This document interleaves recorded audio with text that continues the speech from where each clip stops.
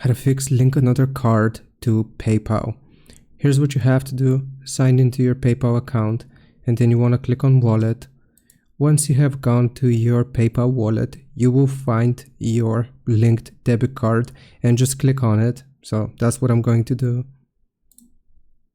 Once you have clicked on your debit card, then here at the very bottom, you will see the option update card and remove card.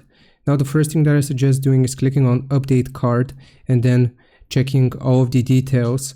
If that doesn't work, let's say that you mistyped some of the numbers, the CVV, the expiration date, you want to update your card details. If that doesn't work, then you might need to use another debit card. So what you will have to do is remove the card and then you will have to go back to your wallet, and here you will have to link a card. So you're going to click on link card, and right here you will just provide your new card details.